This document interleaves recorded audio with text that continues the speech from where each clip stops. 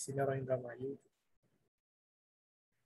Uh, Sudah lama saya berkecimpung di bidang manuskrip atau naskah kuno, kira-kira sejak 2016 yang lalu ya, atau ya 5 tahun yang lalu saya berkecimpung, dan skripsi saya juga tentang naskah kuno ya, yang ada di Sulawesi Tenggara. Kemudian pembahasannya adalah tasawuf. Sebelumnya ini kelas 5 apa? C, E, B? C, Pak. C ya? Oke, kelas 5C. Karena ini pertama kali kita kuliahan pertama kita, saya pengen kalian absen ya, saya pengen kenalan juga. Cukup dengan ketika saya sebut nama, teman-teman nanti sebutkan ininya, asal pesantren atau madrasah aliyahnya dulu di mana ya. Oke, 5C. Bentar, saya buka absennya dulu. Ini karena absennya bentuknya PDF, jadi saya harus ngedit terus tiap absen gitu. Teman-teman kelasnya ada yang bisa bantu saya nggak ngetik namanya gitu di Excel gitu biar saya juga enak.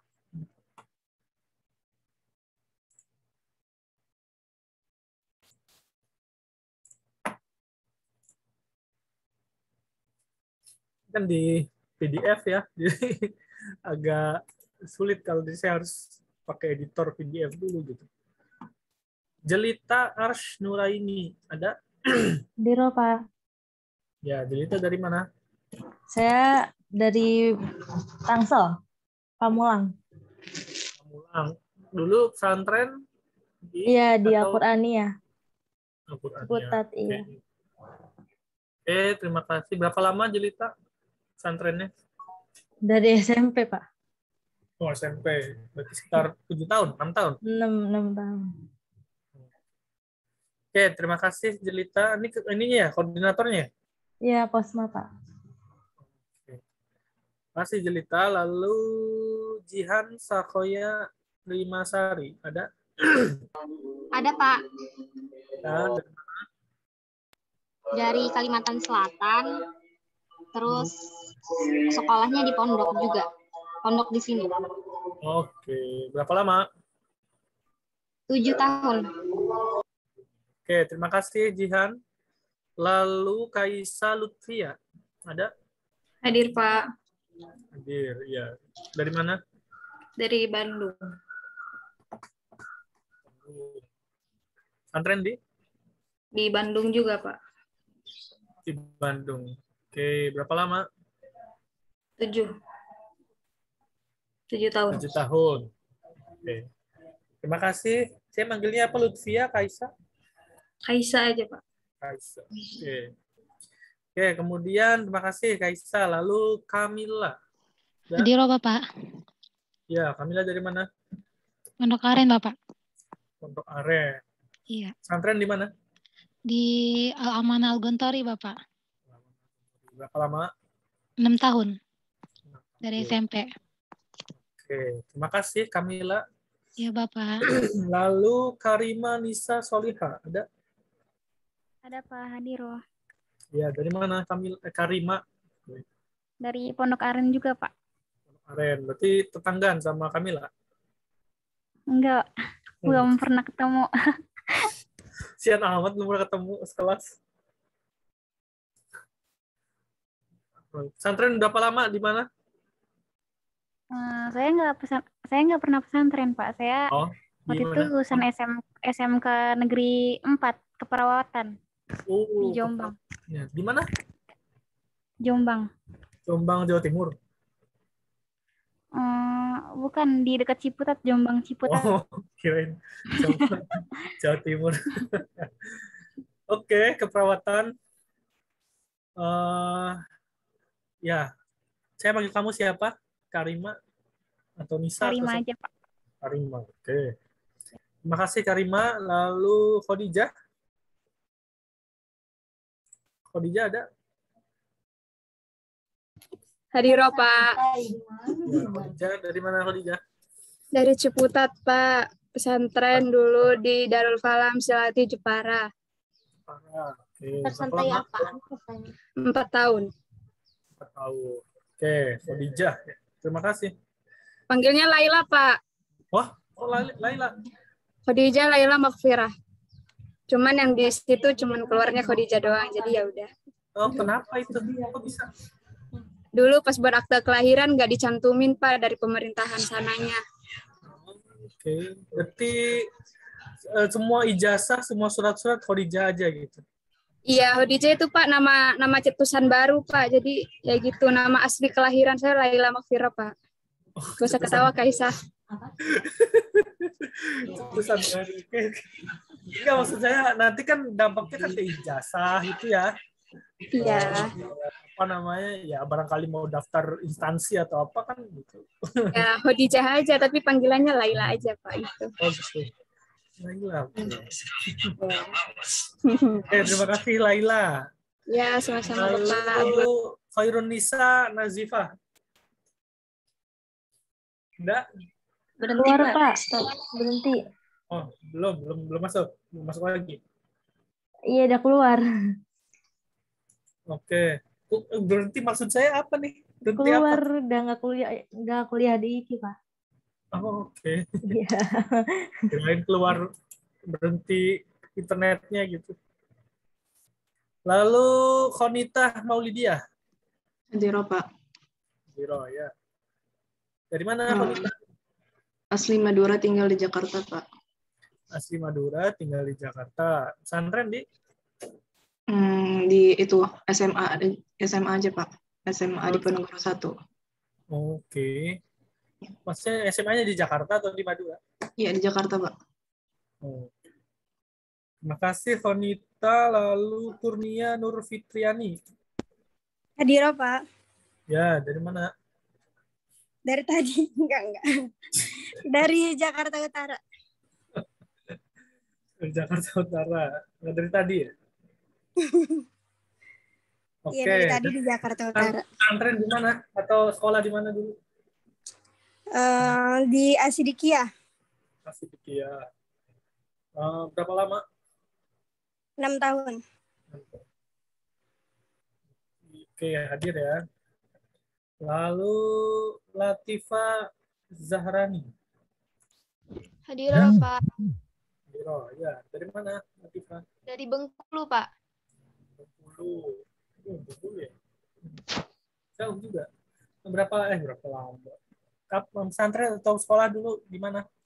Darussalam, Pak. Darussalam apa? Salam Gontor. Gontor gitu. Banyak kan Darussalam itu. Berapa lama di sana? 4 tahun. Gontornya di Gontor 1, 2, 3? 3. 3. Ya, makasih. Siapa Latifa ya? Atau Zahrani? Latifah aja, Pak. Lalu Lukluil Maknun. Hadir, Pak. Ya, dari mana Lukluil Maknun? Dari Bima. Dulu mondok di Lombok. Mondok di Lombok. Ya, berapa lama? 6 tahun. 6 tahun. Oh, di sana dekat dengan Kesultanan Bima nggak sih sana itu? Iya, dekat. Dekat.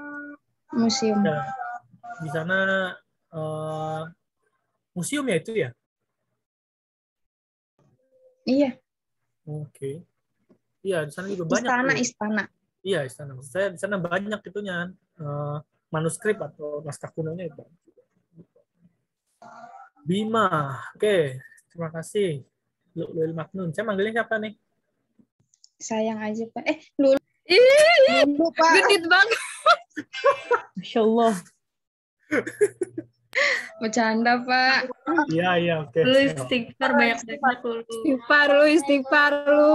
Laki orang lu. Astagfirullahaladzim. Berarti Lulu ya manggilnya? Iya, Pak. Lulu. Oke. Lalu Maharani Puspasuci. Dari mana?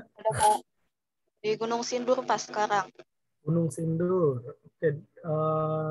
Pesantren atau sekolah di mana dulu? Di Ciseeng. STM. Berapa lama? 6 tahun. 6 tahun. Oke, terima kasih. Lalu Mas Syifah. Hadir, Pak. Ya. Tinggal di Jakarta. Di Jakarta. Pesantren sekolah di mana? Pesantren. Di mana? Di Bogor dulu. Bogor. Bogornya mana? Ciawi. Ciawi. Apa nama pesantrennya? Fathan Mubina. Fathan Mubina. Manggilnya Mas Rifah, Mas atau apa?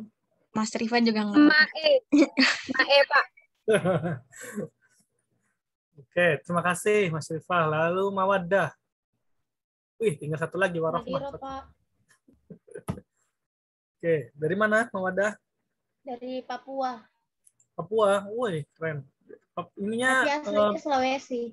Oke, Sulawesi. Iya, banyak juga ya. Yang ini apa migrasi atau gimana? Merantau. Oke, mantap. Berapa lama atau sekolah atau mondok di sana? Mondok di Madura. Oh iya, Madura. Maduranya di mana? Al-Amin, Peranduan. Maksud saya kabupatennya. Semenep. Sumenep. Saya dulu pernah ke ini, Bangkalan. Sorry. Sumenep pernah, terus ke itu Pamekasan. Saya juga pernah mondok di Pamekasan. Saya juga pernah Pak ke sana. Di mana Pamekasannya? Di markas Dirasat Quraniyah. Bajur. Oke. Oh, saya di Bata-Bata. Bata-Bata. Oh, Bata-Bata. Wow. Kiainya saya itu alumni Bata-Bata. Bata-Bata. Iya, saya ke sana. Ya udah kayak keluarga sih di sana. Insya Allah. Oke, terima kasih Mawaddah. Lalu Melina Nasution. Ada? Cuti, Pak. Cuti? Iya. Oke, berarti saya apa nih absennya C? Absen C. Oke, terima kasih. Lalu Miftah Fetricia Altamara. Ada? Hadir, Pak. Ya, dari mana? Miftah. Saya dari Bengkulu. Dari mana? Nggak dengar. Dari Bengkulu, Pak. Oh, Bengkulu. Tadi temannya ada ya? Ya, tapi jauh kita. Jauh, Pak. Beda. Jadi utara saya di selatan. Oh, oke. Di sana juga ada universitas kan? Universitas Bengkulu itu ya? Iya, ada. Pesantren atau sekolah di mana dulu? Sebelumnya di Mahat Ali Marot, Bandung, Pak.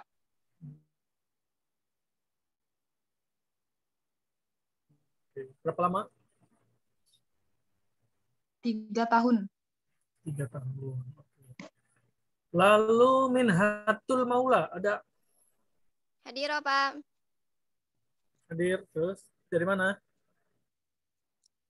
Di Tangerang. Tangerang pesantren atau sekolah di mana? Di Wonosobo. Wonosobo. Berapa lama? 3 tahun. 3 tahun. Oke, terima kasih. Saya manggilnya apa nih? Mimin? Ola. Oh, oke, terima kasih Maula. Lalu Mia Salsabila. Ada? Hadir, Bapak. Dari mana? Atau pesantren di mana? Dari Tangerang, pesantren di Tangerang juga, Pak. Pesantrennya apa namanya? Darul Hikmah. Darul Hikmah. Saya manggilnya siapa nih? Mia aja, Pak. Biasanya teman-teman Mia. Mia. Ini hanya 2 tuh Mia atau Mia? Panjang. Air, Pak. Mia, air. Ya maksudnya A-nya berarti ini ya. Itu kena mad berarti. Iya, Pak. Oke, Mia, terima kasih. Lalu Munirah? Hadir, Pak. Ya, dari mana? Ada, Pak. Ya, oke. Dari Poso. Oh, pesantren di mana? Di Poso, di Darussalam. Darussalam. Oke. Berapa lama di sana? 6 tahun. 6 tahun. Oke, terima kasih Munirah. Lalu Mutia Salma Habibah ada? Mutia Salma Habibah ada nggak? Belum ada. Saya kosongin dulu deh. Lalu Mutiara Fitri Cahya Bunda. Diroh, Pak. Hadiro. Dari mana? Dari Bandar Lampung. Bandar Lampung. Oke. Ya. Berapa lama? Pesantren atau pondok di mana? Di Bogor, di PPT Manbaul Furqon. Oke, berapa lama di sana? 2,5 tahun. 2,5. Ya. Manggilnya apa nih? Bunda Tiara, aja. Pak. Jangan ya, Pak. Tiara, Pak. Tiara. Oke. Kemudian Nadia Almas Farhana. Hadir, Bapak. Oke. Dari mana? Pesantren di mana? Dari Depok, mondoknya di Bogor di Ummul Qura Al-Islam. Berapa lama di sana? 6 tahun, Pak. Ya, terima kasih Nadia. Ini Nadia ada 2 ya. Nadia Tasya Muharrimah Saputra. Ada? Nadia Hadir, Tasya. Pak. Oke. Dari mana dan pesantren di mana dulunya? Di Sukabumi, pesantren di Pondok Modern Asalam. 6 tahun. 6 tahun. Oke. Saya manggilnya siapa nih? Nadia. Nadia. Yang di atas tadi siapa? Almas, Bapak dipanggilnya. Almas. Oke. Iya. Biar nggak clear saya. Nadia ada lagi. Nadira. Ada Nadira? Nadira ada? Nggak ada. Belum. Lalu Nadra ada? Hadir, Bapak. Iya. Nadira udah keluar ya, Pak? Nadira keluar. Nadra hadir tadi ya. Dari mana Nadra? Dari Parung Bogor, Bapak. Sekolahnya sekolah. Iya, sekolahnya atau pesantrennya di mana? Di Gunung Sindur Al-Ghazali. Berapa lama? 6 tahun. Ya, terima kasih Nadra. Lalu Nafa Awalia Zulfah Reza. Ada? Hadir, Pak. Hadir. Oke. Dari mana? Sekolah di mana? Dari asal Jakarta, dari sekolahnya sih SMA IT Buah Hati, swasta. Ya. Udah itu aja sih, Pak. Bapak, BTW mukanya mirip itu tahu artis penyanyi Denny Caknan. Apa iya? Nggak tahu saya artisnya. Itu yang nyanyi Lost Doll, Pak. Coba nyanyiin, berapa kali saya tahu. Denny Caknan. Iya, Denny Caknan ya? Iya, itu. Enggak, katakan Bapak, iya. Oke, ya nanti ini apa namanya saya cari di YouTube barangkali. YouTube ya? Iya, Pak, namanya Denny Caknan. Oke, terima kasih sudah mengingatkan. Lalu siapa tadi Nafa ya manggilnya? Iya, dipanggilnya Nafa. Oke. Kemudian Najiatul Fadilah, ada? Hadir, Pak. Najiatul Fadilah. Hadir, Pak. Dari mana dan asalnya di mana? Dari Jambi, Pak. Iya, sekolahnya di mana?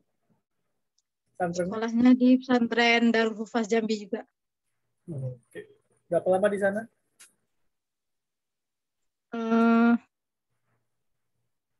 5 tahun. Oke. Lalu Nashwa Amelia, ada? Hadir, Pak. Hadir. Dari mana dan sekolah di mana dulunya? Dari Tangerang, dulu sekolah di Darul Qalam. Darul Qalam. Berapa lama pesantrennya? 6 tahun, Pak. 6 tahun. Saya manggilnya siapa nih? Nashwa atau Amel? Nashwa, Pak. Oh, Nashwa. Oke, terima kasih Nashwa. Lalu Nelly Nur Humairo, ada? Hadir, Pak. Oke, hadir. Dari mana dan sekolah di mana dulu? Dari Lamongan, Jawa Timur. Jawa Timur. Pesantrennya? Ya, dulu pesantrennya di Jombang, Jawa Timur. Di Jombang. Oke, lalu Nelvi Rahmita ada? Hadir, Pak. Dari mana? Sekolahnya di mana? Dari Tangerang, sekolahnya di Dar El Kolam. Darul Kolam berapa? 3. Terima kasih Nelvi. Lalu Neng Astri Sofianti ada?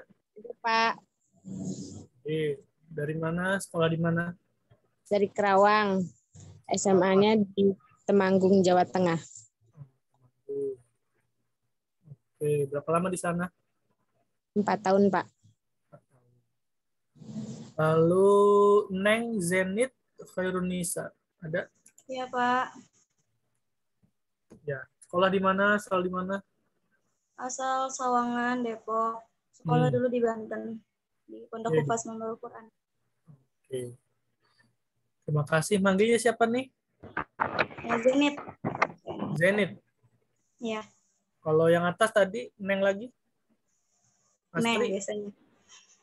Neng Astri, Pak, dipanggil Astri. Neng.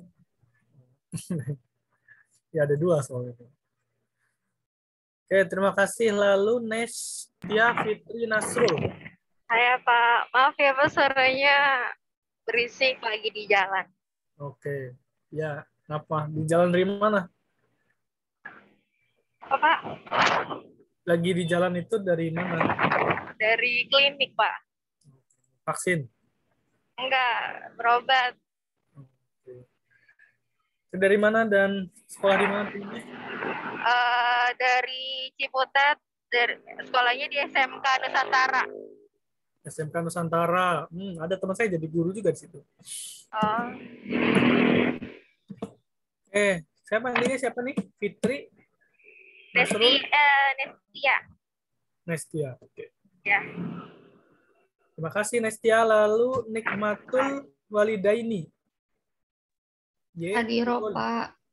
Y-nya nih apa nih? Nama Bapak. Oke. Dari mana dan sekolah di mana? Dari Gorontalo. Gorontalo. Pesantren sekolah di mana? Di Man 1 Kota Gorontalo. Man 1 Kota Gorontalo. Sekolah lagi di Gorontalo berarti? Iya, Pak. Saya manggilnya siapa nih? Nikma. Nikma. Ya, terima kasih Nikma. Lalu Novi Muflihatuz Zahro. Ada? Hadir, Pak. Hadiroh. Ya, dari mana? Sekolah di mana? Dari Tangerang. Pesantren di Pandeglang.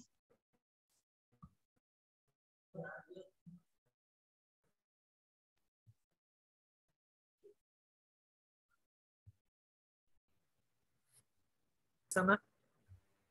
Berapa lama? 4 tahun. 4 tahun. Oke. Terima kasih. Saya manggilnya siapa nih? Novi, Pak. Novi. Oke. Karena kan ada lagi nih bawahnya nih Novia Alifatul Fauzia. Ada? Hadir, Pak. Ya. Dari mana? Sekolah di mana? Dari Bogor. Bogor. Dan sekolah di Darussalam Ciamis. Darussalam Ciamis. Manggilnya siapa? Tadi di atas Novi. Sekarang siapa nih? Novia, Pak. Ya. Oke. Novia. Ya, terima kasih. Lalu Nur Anissa ada? Ada, Pak. Hadiro. Ya, dari mana? Sekolah di mana?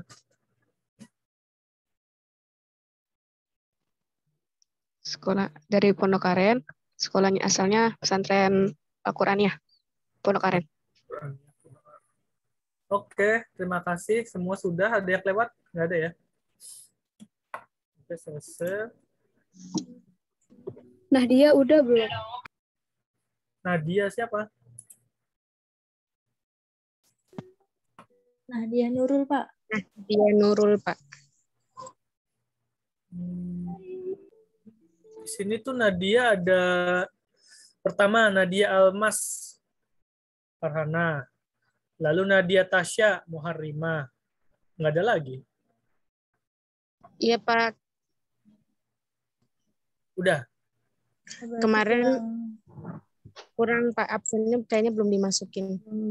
Oh, kurang. Oke.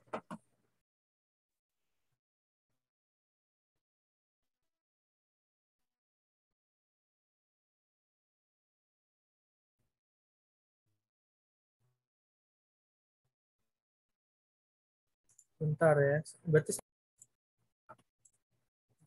siapa namanya? Yang kurang siapa? Halo. Nahdia, Pak. Nahdia. Nahdia, iya pakai H. Coba tulis di kolom chat aja ya. Oke. Tulis di kolom chat aja. Oke, sudah semua anyway, dan kita akan mulai ya kuliahannya.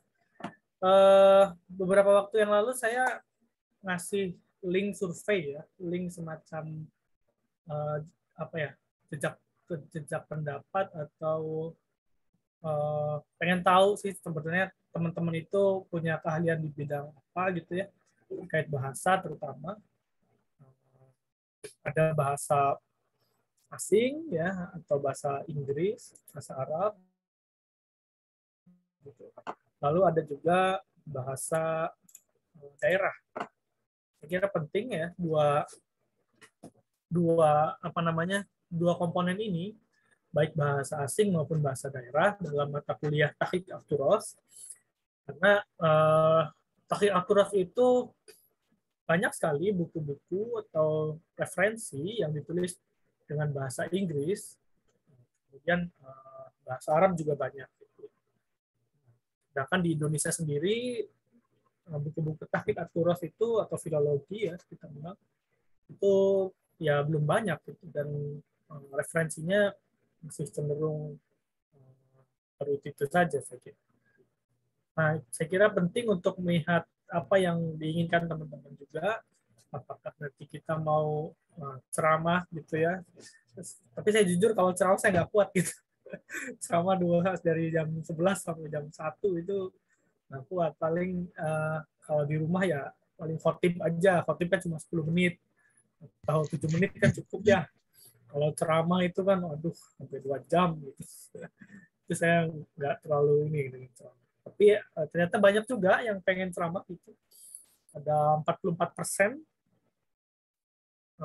Kemudian presentasi kelas ada separuhnya ya, separuh lebih. Ada video dan sebagainya. Nanti saya lebih ke ya kombinasi ketiganya ya. Artinya saya ceramah nggak akan lama juga, artinya kasih materi juga nggak akan lama. Tapi saya pengen teman-teman itu punya keaktifan di kelas, sehingga kelas kita juga nggak monoton ya. Dan saya juga akan mencari beberapa video. Kebetulan saya juga video kreator juga di kantor ya, kemudian di pengajian juga saya video kreator juga. Jadi nanti saya juga akan share video-video, tentu saja bukan video saya juga, karena saya masih sebagai pekerja, jadi video itu tentu dari orang lain. Nah, tentang pernaskahan atau manuskrip kuno di Indonesia. Saya juga nanti ada kuliah tamu ya, selain kuliah saya gitu. Jadi saya akan mengundang guru saya juga dari Belanda, namanya Dr. Dick van der Meij, untuk bicara tentang manuskrip-manuskrip kuno. Salah satunya adalah manuskrip Isra Mi'raj gitu. Bagaimana cara dia meneliti, kemudian bagaimana cara dia mengkaji naskah-naskah kuno Indonesia, padahal dia bukan orang Islam ya, tapi kita pengen tahu bagaimana orang-orang di luar sana, terutama sarjana-sarjana Barat, itu mengkaji kitab-kitab kuno yang ada di Indonesia. Kemudian saya juga nanti akan kolaborasi juga dengan salah satu narasumber yang ada di luar negeri tentang perkuliahan akturas ini. Jadi saya pengen cakrawala teman-teman ini terbuka gitu, belajar langsung dari para pengalaman mereka, pengalaman orang-orang asing ya, sarjana-sarjana barat yang saya kira dia dimulai dari nol ya. Dimulai dari nol itu dia nggak ngerti bahasa Melayu, bahasa Indonesia, bahasa apapun ya, selain bahasa Inggris dan bahasa Belanda terutama. Tapi dia mau memiliki keinginan yang kuat gitu untuk belajar sehingga mereka menjadi seperti saat ini jadi pakar di bidang. Bahkan kita juga kalah gitu. Itu. Jadi nanti mudah-mudahan kita tidak ada halangan dan kalau kemarin saya sudah kontak dengan beberapa narasumber yang ada di luar negeri karena ini online jadi saya juga enak gitu ya, bisa tinggal ngundang, ngasih link gitu terus gabung gitu ya. Oke. Itu kemudian ada yang distribusi tugas. Ini karena jawabannya dari 2 kelas ya, jadi saya kira ini nggak nggak ngisi semua kayaknya, ada yang belum ngisi juga. Karena saya hanya dapat 59 jawaban. Nah, sebagian besar di kelas 5 ya atau semester 5 ini pengen berkelompok. Berkelompok. Kemudian ada yang individu. 18%. Ya, nanti silakan dibuat ya kelompoknya. Itu kalau misalnya tadi ada berapa orang, ya 3 orang. Gitu. 3 orang untuk bikin kelompok yang nanti saya pengen kelompoknya itu diseling-seling gitu. Kalau misalnya minggu ini 2 minggu ini Jelita, Kaisha, Khadijah misal. Minggu depan masih tetap, kemudian minggu berikutnya nanti diseling. Tapi saya nggak akan ngatur mekanismenya, itu silakan teman-teman ya. Kemudian saya menanyakan penguasaan bahasa asing ya. Bahasa Inggris lumayan banyak, ada 29 orang, 49,2%. Lalu bahasa Arab ini banyak sekali dan saya kira wajar ya karena teman-teman sebagian besar hampir 90% itu berasal dari pesantren. Kemudian ada Mandarin, nggak tahu nih Mandarin di kelas ini atau enggak. Lalu ada yang ini yang 1%, 1,7% sekian itu yang ragu-ragu nih. Ada yang nggak terlalu banget. Mohon maaf Pak, tidak ada sepertinya. Mungkin bahasa Arab insya Allah sedikit paham Pak. Indonesia ini bahasa asing kok Indonesia dia jawabnya. Lalu afwan Pak, minim penguasaan bahasa asing, bla bla bla gitu. Ini ragu-ragu lah, intinya ragu-ragu. Tapi secara umum memang sebagian besar di kelas 5 atau semester 5 ini adalah bahasa Arab. Lalu penguasaan bahasa daerah. Nah, ini penting saya kira untuk melihat nanti karena kita itu kuliahnya kuliah tentang buku-buku kuno atau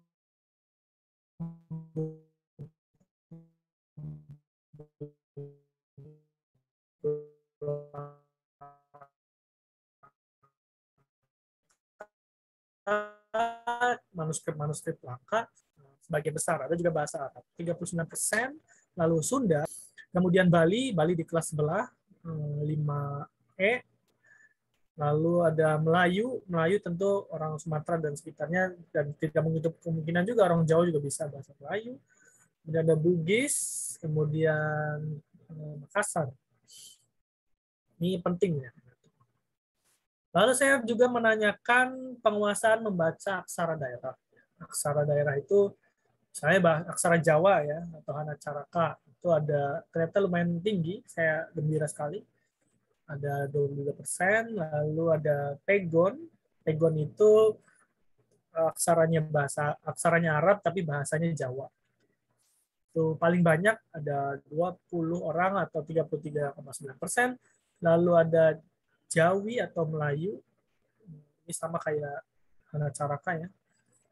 Sisanya ada Bolio, nggak ada aksara Serang, aksara Sunda, aksara Lampung.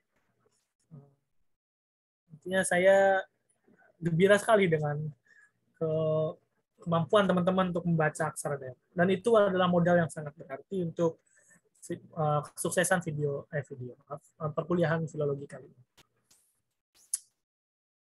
Lalu ini, aduh, ada banyak-banyak gitu ya saran. Semoga nggak terlalu banyak tugas, Pak.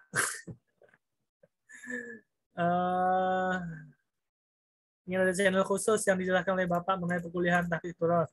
Yang terbaik. Itu panjang sekali. Intinya saya sudah mendapatkan gambaran umum terkait perkuliahan taktik turas kali ini. Mudah-mudahan ke depan nanti kita bisa bersama dengan baik. Sebelumnya ada pertanyaan terkait proses ini sejauh ini. Jadi kita nanti pembelajarannya gimana ya Pak? Ya, pembelajarannya pertama tentu untuk kali ini kita akan ini dulu ya, apa namanya, ceramah dulu atau ya perkuliahan saya materi. Tapi ke depan saya pengen teman-teman coba bentuk kelompok ya, bikin semacam makalah atau laporan baca ya. Kemudian bikin, saya nggak mau makalah deh, kalah sih udah. Bacanya itu banyak banget gitu, tadi saya nggak mau makalah ya. Paling itu ada yang lagi di podcast ya. Oke, saya pengen paling bikin PowerPoint aja ya, presentasi. Tentu saja presentasi itu kan artinya teman-teman sudah baca makalahnya, jadi saya pengen PowerPoint aja. Nanti tolong Kosma itu di koordinator ininya, apa namanya, di koordinasi kelompok-kelompoknya tolong dibagi. Tapi saya tidak akan nyerahin ke pemakalah gitu, tapi pengen teman-teman itu baca juga gitu. Dengan adanya pemakalah ini, teman-teman itu bisa baca bukunya, bisa baca literaturnya gitu. Tapi bentuk akhirnya adalah PowerPoint saja. Kemudian saya juga pengen ke depan itu tugasnya tidak cuma PowerPoint, tapi juga saya pengen teman-teman bikin semacam semacam infografis atau caption ya, atau apapun itu tentang materi yang teman-teman buat. Gitu. Kemudian upload di Instagram, tag saya. Gitu. Tag akun saya, kemudian saya akan nilai di situ berdasarkan likes atau likes ya, likes aja lah. Saya akan nilai berdasarkan likes yang masuk gitu. Maka dari itu kita pengen perkuliahan kita itu lebih semarak gitu. Teman-teman punya sosmed semua nggak sih? Barangkali ada yang ansos gitu. Punya, Pak. Punya semua ya? Itu apalagi yang lagi di podcast itu. Pasti punya lah. Artis dia, Pak. Iya. Saya pengen itu ya. Jadi kita pengen perkuliahan kita itu lebih berwarna gitu, lebih kekinian gitu ya, terutama kalau makalah sih teman-teman akan dapat di tempat lain, tapi saya pengen poinnya dapat, kemudian artinya teman-teman bisa kreatif, bikin sekreatif mungkin. Saya percaya teman-teman punya sisi kreatif, meskipun ada kesibukan misalnya menghafal Quran ataupun tugas-tugas lain. Gitu ya. Oh, jadi ada tugas harian gitu ya, Pak? Tugas mingguan. Ya nggak sih? Saya kan ada tugas. Tugas mingguannya per individu ya, Pak? Iya, ada. Pertama gini, cara baginya gini. Saya nggak mau membebani terlalu berat gitu ke teman-teman. Tapi yang penting teman-teman baca. Ya. Pertama tugasnya itu bikin slide gitu ya, PowerPoint, itu berkelompok kan. Ya kan? Nah, kemudian dari slide itu silakan teman-teman bikin postingan apa ya? Infografis gitu di Instagram ya. Itu individu, Pak.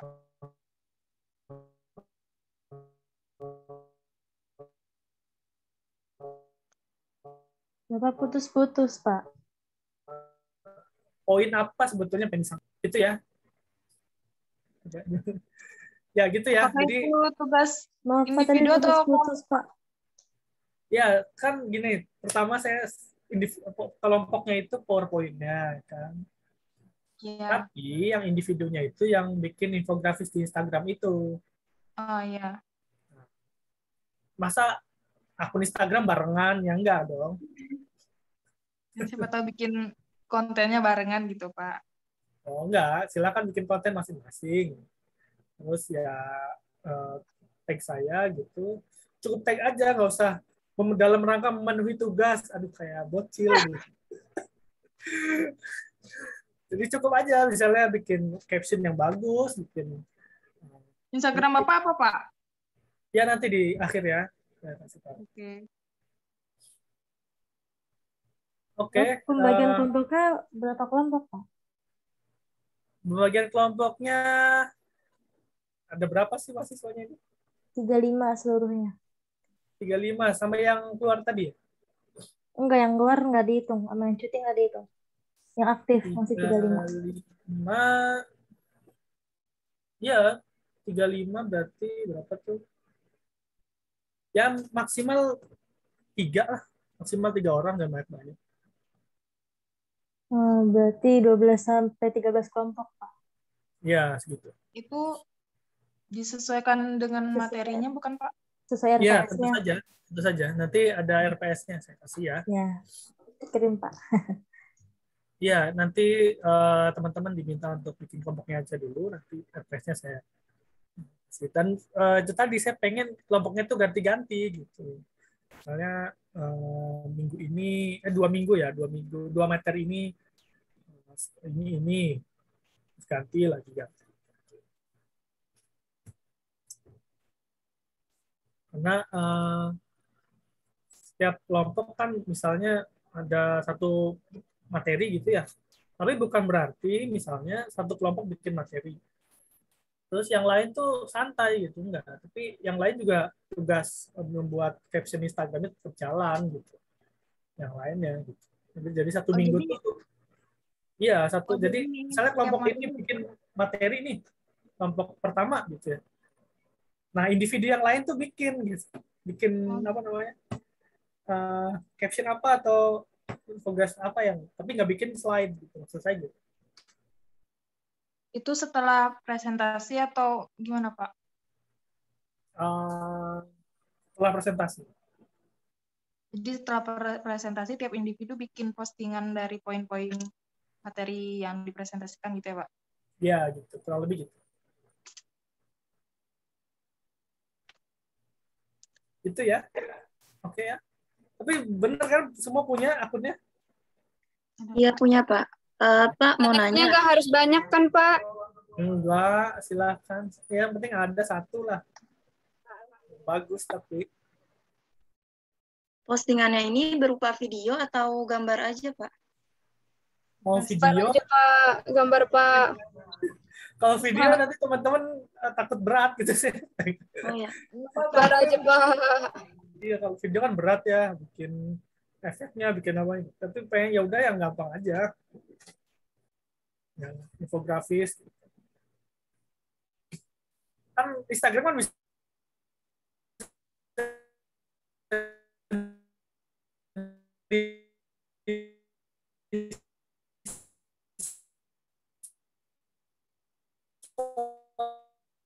di swipe gitu kan, kamu bla bla bla, swipe kanan ya, pengen lah gitulah intinya. Teman-teman pengen kreatif mungkin di kelas saya, jadi dan juga tidak tinggalan pula tentu kalau bikin materi postingan kan kita baca dulu gitu. Pertama-tama langsung bikin, kemudian ngarang dan begitu aja gitu ya. Bisa dipahami? Ya, Pak. Bisa, Pak. Oke, terima kasih. Bentar, ini ada yang di Indonesia Timur nggak sih posisinya?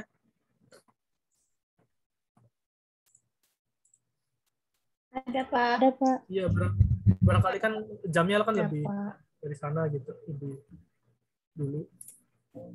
Oke, saya langsung mulai ke pengenalan dulu ya, pengenalan tentang filologi gitu, atau tahqiq at-turas itu apa gitu. Jadi pengen biar teman-teman punya gambaran gitu, punya wawasan terkait dengan tahqiq at-turas, atau istilah kalau di Indonesia itu filologi. Tahqiq at-turas itu karena teman-teman kan kuliah di Institut Ilmu Al-Quran, jadi pakai istilah Arab. Oke, filologi. Pertama, definisinya ya. Filologi itu awalnya dulu ya zaman abad ke-2 atau sebelum Masehi atau ketiga sebelum Masehi, itu di Yunani sudah ada istilah filologia atau filologia. Itu udah ada istilah itu. Asal katanya adalah philos. Philos itu affection atau love, cintai atau yang tercinta. Lalu logos. Logos itu kalau yang lain-lain kan ada yang ngertiin sebagai ilmu pengetahuan, sebagai wawasan, pengetahuan gitu ya. Di dalam hal ini logos diartikan dengan words, articulation atau reason. Words itu kata ya. Artikulasi, ucapan itu kemudian reason, alasan. Jadi kalau kita gabungkan filologia itu artinya adalah cinta akan kata-kata. Orang yang suka akan kata-kata ya. Atau teks ya, atau kata per kata. Jadi filologi adalah ilmu tentang kata. Kalau dulu ya, zaman-zaman Greek atau Yunani. Lalu abad ke-16 itu istilah filologi itu sudah masuk ke Inggris, ke dalam kosakata bahasa Inggris, yang artinya adalah orang yang suka akan pelajaran dan sastra. Jadi orang yang suka sastra-sastra ya, orang-orang yang suka meneliti atau mengkaji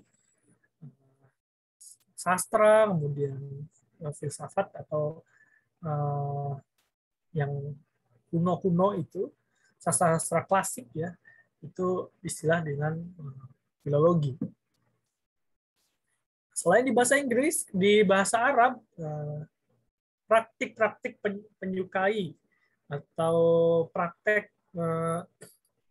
mencintai atau menyukai pelajaran bahasa kemudian kata-kata atau literatur atau karya sastra itu disebut dengan tahqiq atau ya dalam kosakata disebut dengan ihkamus syai' atau menghakimi sesuatu.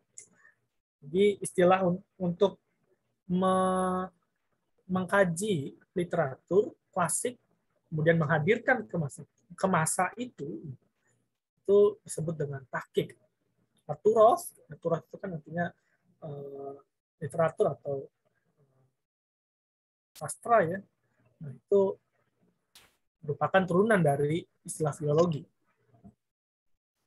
Lalu di Indonesia itu gimana ya? Di Indonesia sendiri di KBBI sudah ada ternyata istilah filologi. Tentu saja istilah filologi kenapa dipilih bukan tahqiq gitu ya di KBBI diserap karena itu lebih spesifik ya. Ilmu tentang bahasa, kebudayaan, lalu ada pranata, sejarah yang terdapat dalam bahan-bahan tertulis. Nah, artinya segala sesuatu yang termuat dalam bahan-bahan tertulis, baik bahasa, kemudian baik kebudayaan, baik sejarah, baik sejarah sosial, atau politik, ekonomi, dan seterusnya, itu disebut dengan filologi. Nanti akan dibatasi bagaimana sih sebetulnya filologi itu ruang lingkupnya seperti apa. Kemudian sejarahnya, filologi itu gimana sih dulu ya? Nah, filologi atau ilmu tentang pernaskah kunoan gitu ya, itu kalau bisa dikatakan seperti itu berawal dari abad ketiga sebelum Masehi, ketika Yunani, Imperium Yunani itu mencapai puncak kejayaannya ya. Karena di sana sudah ditemukan naskah kuno atau maksud saya bahan kertas berupa kertas papirus. Papirus itu kalau teman-teman browsing itu ada di Mesir ya, atau di Iskandaria, Alexandria. Dulu Yunani kekuasaannya sampai Mesir juga. Nah, di sana sudah ada kertas namanya kertas papirus. Kertas papirus ini bentuknya biasanya waktu itu adalah dibentuk gulungan atau di roll. Jadi bentuk roll seperti ini. Kalau teman-teman lihat film-film kolosal ya, film-film zaman dulu Majapahit atau apapun itu, biasanya kalau ngumumin sesuatu kan dia pakai kertas yang digulung gitu. Atau teman-teman lihat film apa Lord of the Rings atau film-film yang nuansa jadul yang nuansa kuno, itu biasanya ada bentuk roll gitu ya kalau kita membuka catatan. Bentuknya roll. Kemudian abad kedua Masehi, sudah masuk Masehi ya, sekitar tahun 100-an gitu. Itu Imperium Romawi itu berkuasa sangat besar ya. Romawi itu bisa jadi ada di timur, ada di barat juga ada. Jadi kekuasaannya sangat membentang, sangat luas. Nah, salah satu bentuk peninggalan peradabannya adalah bentuk naskah kuno atau bentuk buku ya. Waktu itu sudah berupa kodeks. Nah, kodeks itu seperti yang kita lihat sekarang ya, bentuknya buku seperti ini gitu ya. Ya, artinya buku seperti ini itu bentuknya kodeks. Nah, di sana juga sudah banyak praktisi penerjemahan yang ada di sekitar baik di kerajaan maupun di masyarakat. Selain meninggalkan bentuk kodeks seperti ini, buku seperti ini, di sana juga sudah banyak orang itu nerjemahin kitab-kitab Yunani gitu atau buku-buku Yunani. Kalau bahasa Latin ya waktu itu. Kemudian di abad ke-8 sampai 9 Masehi, bangsa Arab ya, teman-teman kalau belajar sejarah kebudayaan Islam itu masa Abbasiyah terutama, itu kan ada namanya Baitul Hikmah ya. Di sana tokohnya namanya Hunain bin Ishaq. Nah, itu banyak sekali penerjemahan karya-karya Yunani ya, baik filsafat, kedokteran, itu dari Latin atau bahasa Yunani kuno ke Arab. Jadi ada banyak penerjemahan. Nah, proses penerjemahan, proses mengkaji naskah kitab-kitab klasik zaman dulu itu ternyata sudah dikenal ya, sejak abad kedua Masehi dan sebelumnya juga, sebelum Masehi juga sudah ada. Jadi proses seperti itu namanya tahqiq at-turath di Arab ya. Nah, di Abbasiyah sendiri kan itu dulu ya sangat terkenal sekali dengan peradaban keilmuannya. Teman-teman juga sering mendengar mungkin Ibnu Sina ya, Ibnu Rushd dan filsuf-filsuf lain yang banyak sekali menerjemahkan buku-buku atau karya-karya ilmuwan filsuf Yunani ke dalam bahasa Arab. Nah, itu sebabnya kegiatan mereka pada saat itu, kalau kita sebut sekarang itu kegiatan filologis, gitu ya. Atau kegiatan tahqiq at-turath tadi. Sehingga muncul karya-karya yang bisa dibaca oleh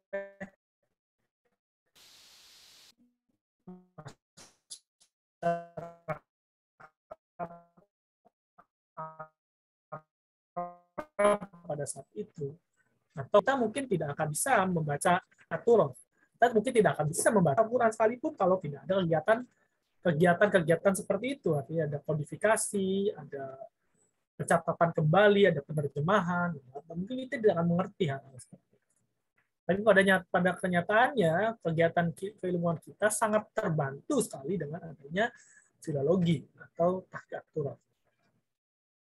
Itu ya, secara umum garis besarnya sejarahnya seperti itu di dunia. Lalu bagaimana di Indonesia? Di Indonesia sendiri ada beberapa fase. Ya. Di Indonesia itu kan orang sering banget nyebut ya, terutama kalangan akademisi yang mungkin kurang baca atau kurang baca sejarah. Orang Indonesia itu buta huruf. Pada abad ke-20 baru bisa baca tulis. Orang Indonesia itu buta aksara. Pada abad ke-20 baru bisa baca aksara, baru bisa baca. Padahal orang Indonesia itu dari abad ke-7 bahkan sebelumnya itu sudah banyak sekali melahirkan karya-karya atau karya-karya tulis. Abad ke-7 di masa Buddha, yaitu di sana ada bahasa Sanskerta yang ditulis di prasasti-prasasti, di candi-candi terutama ya. Artinya bangsa Indonesia itu sudah besar di zaman dulu. Ya, bukan berarti mereka menyebut buta aksara, iya buta aksara, tapi aksara Latin, bukan aksara yang lain. Kalau yang lain sudah bisa. Mungkin kakek nenek teman-teman yang masih ada, ya mudah-mudahan masih sehat, itu akan bareng dulu juga sama. Saya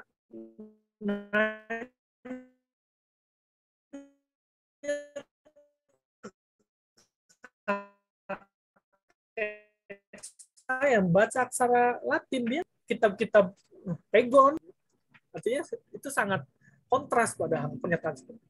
Orang-orang kita itu udah maju sejak dulu, sudah melek literasi dari zaman dulu. Hanya saja aksara Latin kemudian menggeser. Dulu itu ya nulis surat pakai aksara Jawi, ya, aksara Pegon.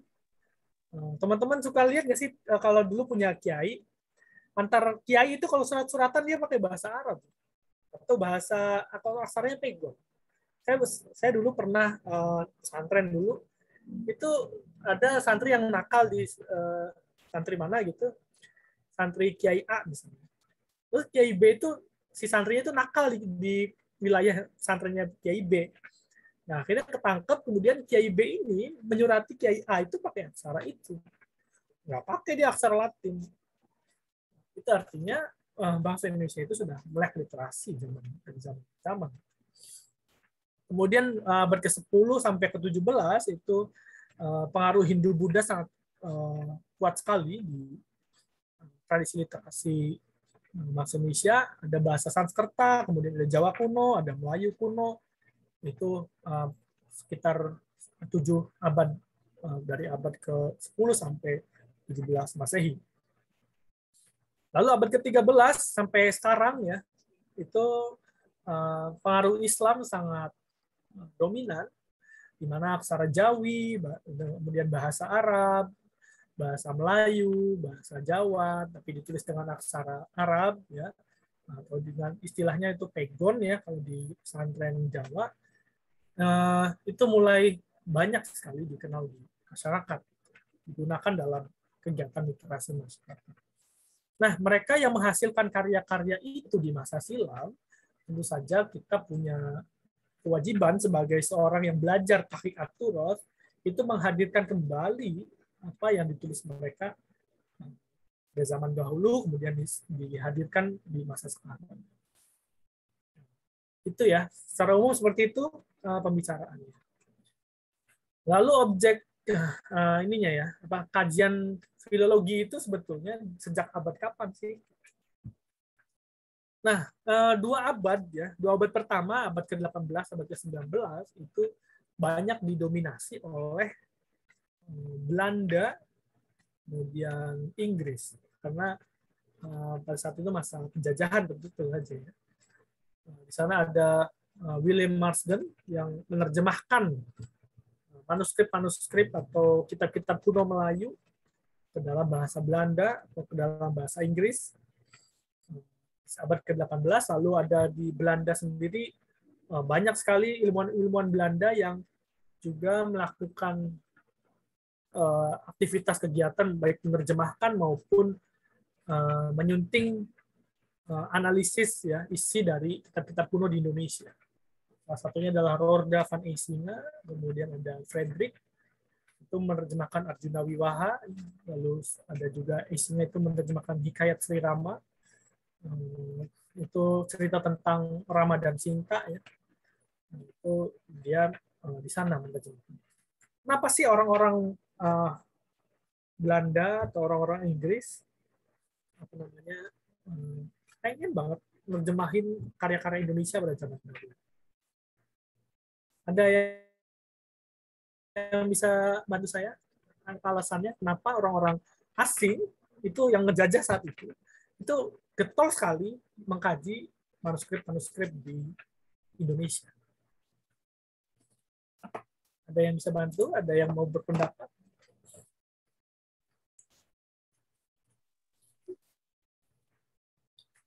Kenapa? Ada yang mau ini?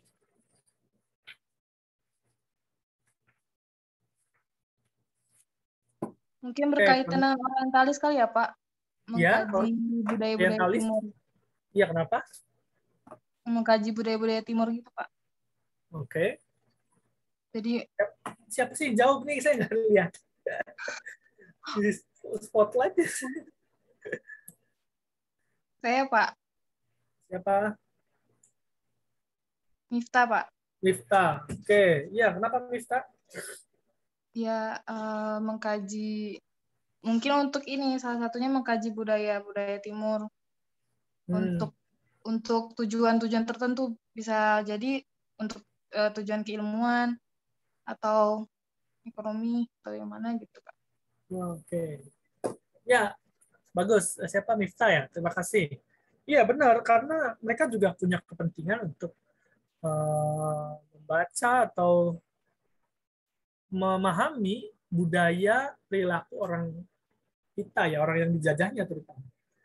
Sehingga pengaruh para penjajah ini sangat terasa bahkan sampai sekarang, kan masih banyak gitu, apa mental penjajah kita itu masih membekas gitu.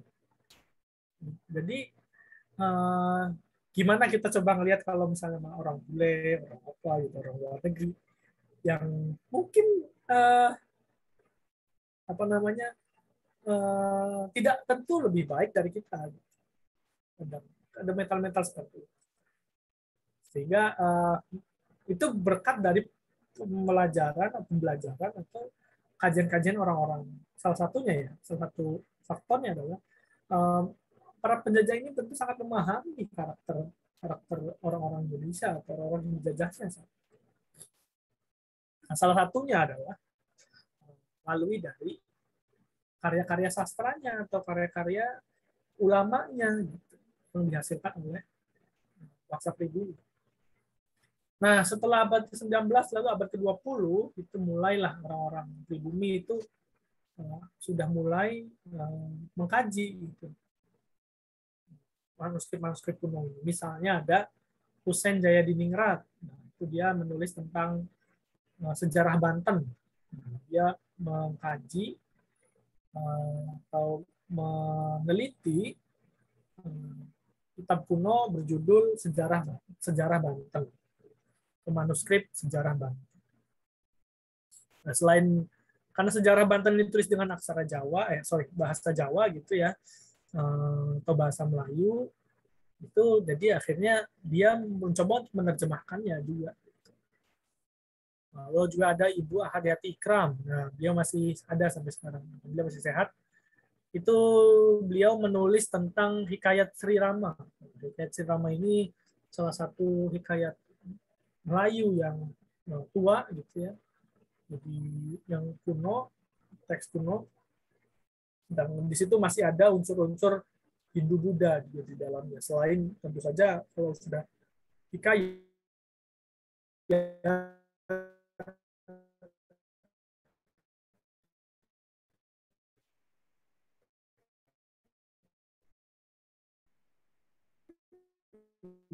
itu unsur keislamannya juga banyak. Kritik teks ya, ini abad ke-20. Ini abad ke-21 ya, sekarang ini ada Profesor Ahmad Fathur Rahman ya. Profesor Ahmad Fathur Rahman menulis tentang tarekat Syatariah di Minangkabau. Intinya sih bagaimana manuskrip itu punya konteks sosial, punya punya pengaruh bagi masyarakatnya. Nah, kurang lebih kayak gitu ya, gambaran sejarahnya mulai dari Yunani sampai ke Indonesia itu kayak gimana gitu ya.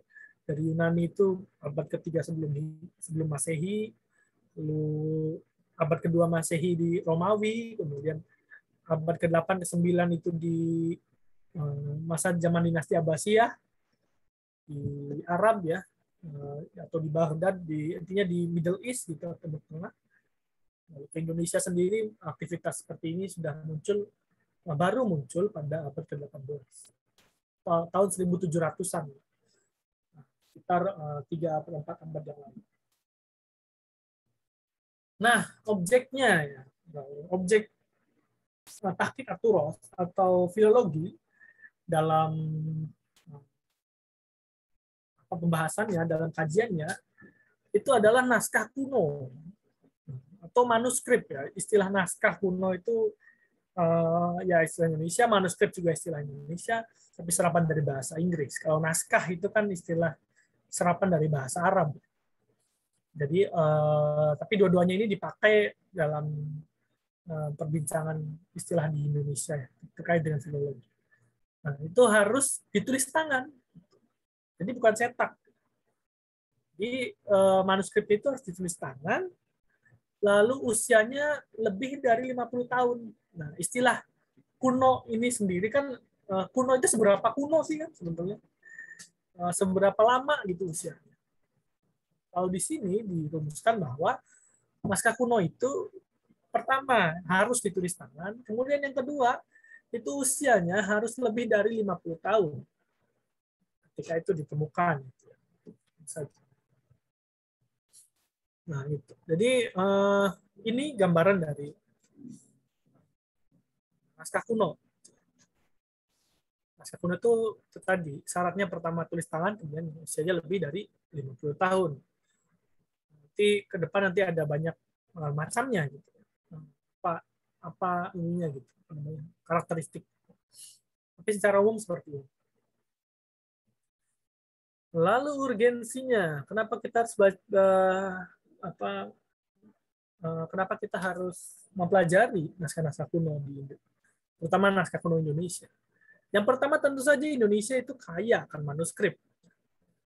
Di Indonesia itu ada ratusan ribu manuskrip. Begitu di Indonesia saja, belum nanti di Belanda ada, di Inggris ada, di mana-mana ada, bahkan di Amerika pun ada, di Vatikan juga ada, di Rusia ada. Itu saking hebatnya orang Indonesia zaman dulu, karya-karya itu tersebar di berbagai negara atau di berbagai wilayah di dunia. Itu Indonesia kaya. Kemudian identitas bangsa, ya. Pertama sebagai sebuah identitas, karena naskah kuno atau kitab kuno itu ditulis dengan aksara lokal, ditulis dengan bahasa lokal, terutama itu menjadi satu identitas bahwa bangsa Indonesia itu dulu adalah bangsa orang yang sudah maju secara literasi, sudah berpendidikan, sudah berkemajuan gitu ya, secara literasi.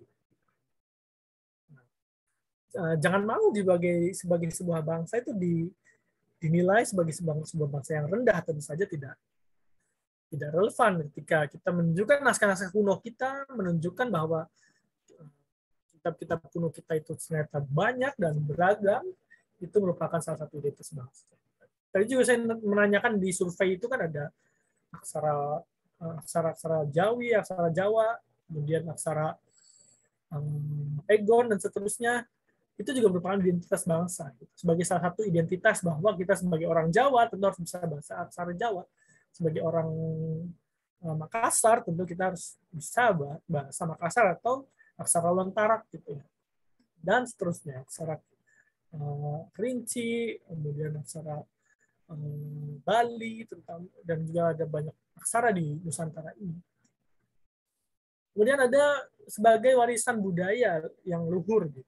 Artinya banyak nilai-nilai yang terkandung dalam naskah kuno kita, naskah kuno Nusantara, yang justru masih sangat relevan pada zaman ini. Misalnya dulu itu kan sempat ada pandemi.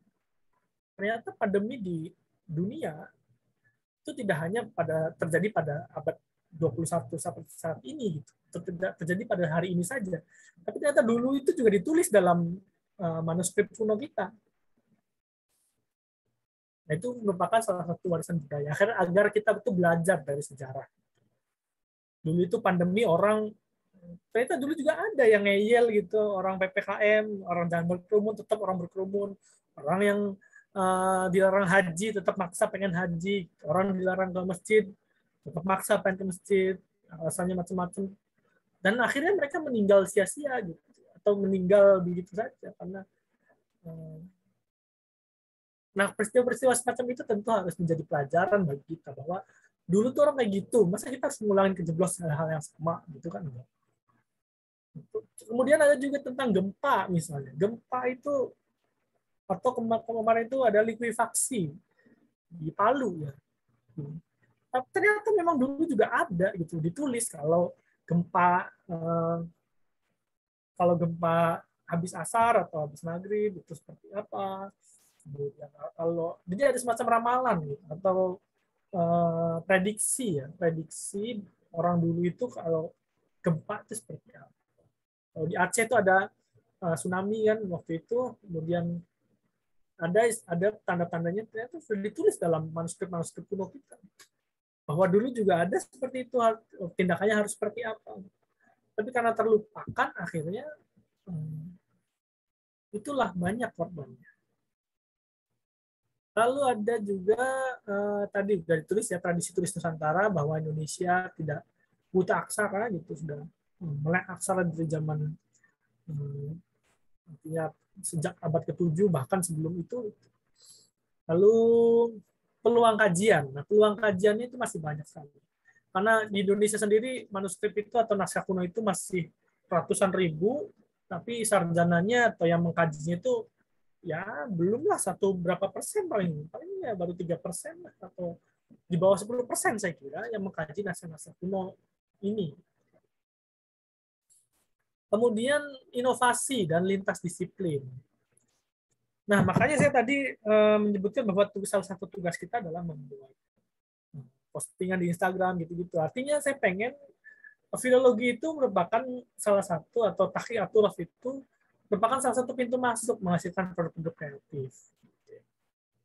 Nanti di perkuliahan berikutnya ada iluminasi, ada ilustrasi, gitu-gitu ya. Tentu saja itu menjadi naskah kuno itu ada banyak karya seni di dalamnya, sehingga di situ bisa menjadi salah satu produk inovatif bagi bangsa Indonesia.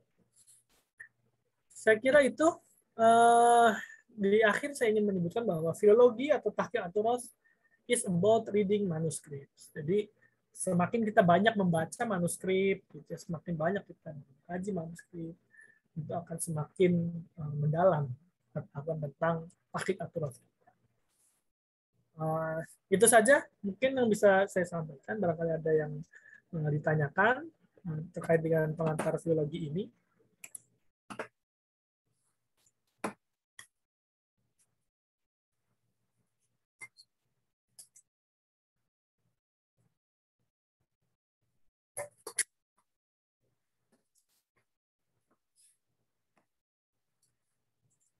Tapi intinya secara umum ada filologi itu belajar bagaimana mengkaji naskah-naskah kuno, ya, manuskrip kuno yang sulit dibaca oleh orang awam menjadi mudah dibaca oleh khalayak luas.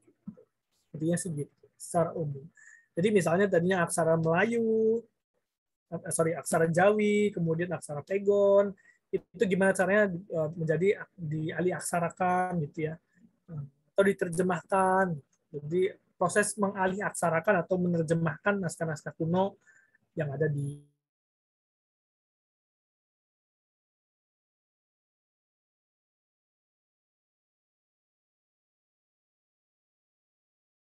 filologi itu nanti kayak gitu. Jadi supaya kita lebih interaktif, saya pengen nunjukin satu video ya. Bagaimana filologi itu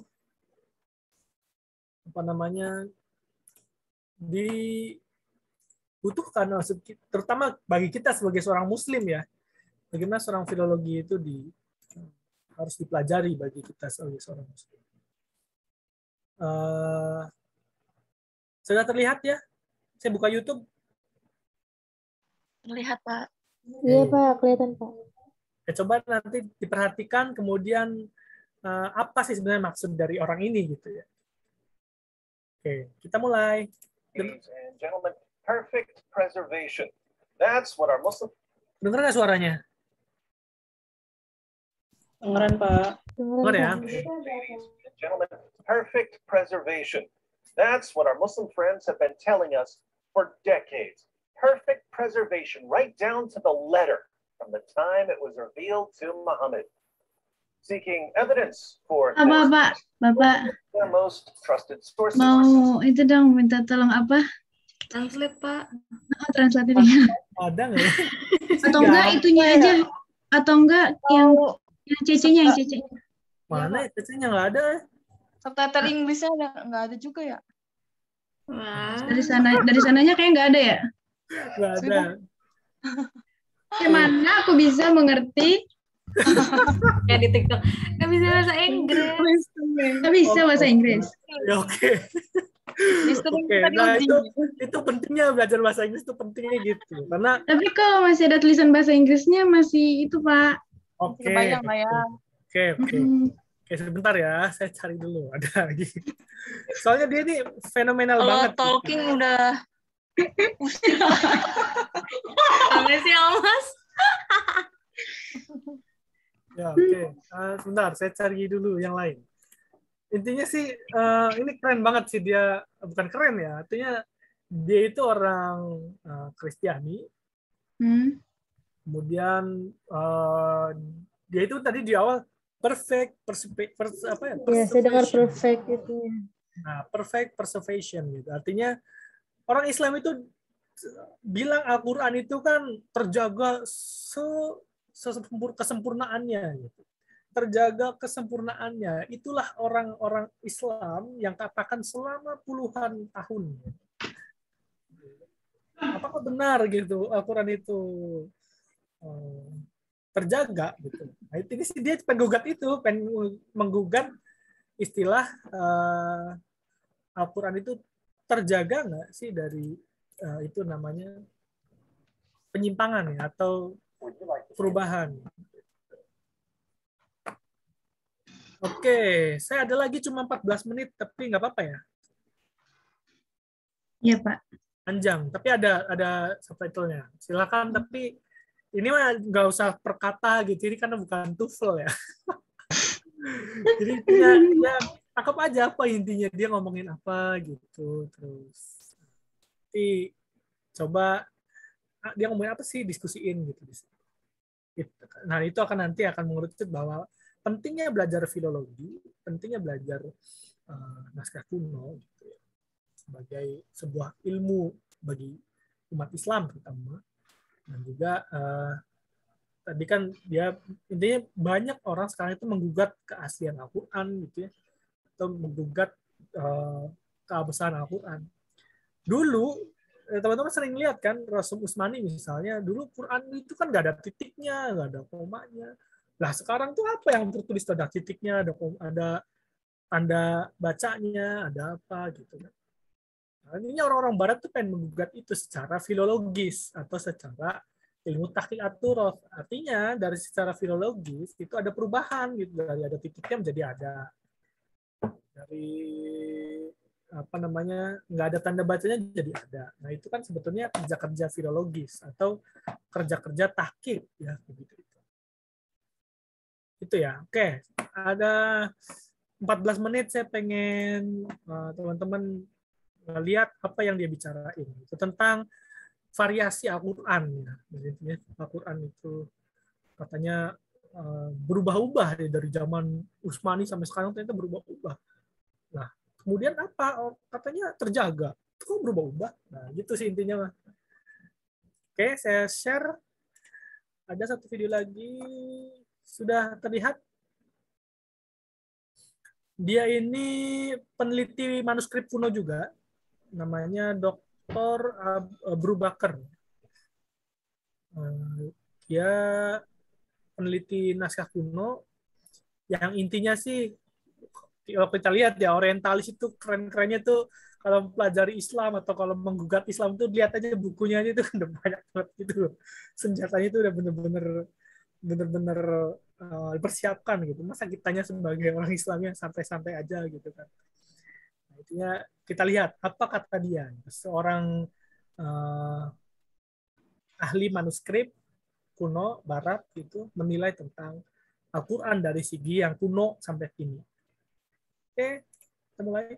Would you like to see an early Quran manuscript that has 11 corrections or variants on a single page? So, stick around, that's what we're going to talk about today. And the last example I'll show you is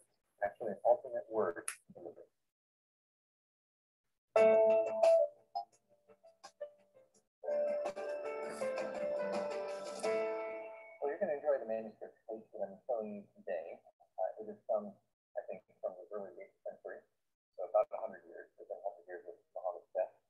And it is a fragment, and by fragment, it is, I just want to clarify that term. It's a technical term. Obviously, when we think of a fragment, we sometimes think of a little tiny piece of something.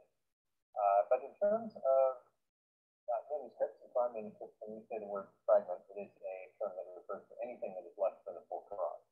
So a fragment could be indeed a tiny little piece, or it could be one single page, a couple pages, or 50 pages, as long as it's not a full Quran. So the one that we're looking at today is one of the pages of a fragment of 11 pages. Let's go ahead and get going. Here is the page. It is the front side of page 8 of this manuscript that lives at the Museum of Islamic Art in Doha. I went and saw it in 2015 as a postdoctoral Rice Rockwell scholar, photographed all its pages as well as many others. This, however, is a picture of from the museum itself. I'm going to show you 13 different things that are going on this page. And let's take a look at the first one. It is here in Surah 699. The text today, it reads, فِذَلِكُمْ لَآيَةٍ لِقَوْمٍ يُؤْمِنُونَ, which means here indeed are signs for a people who believe. However, as it was written in this manuscript, it says, لَآيَةٍ لَكُمْ إِن كُنْتُمْ يُؤْمِنُونَ. Here indeed are signs for you if you believe.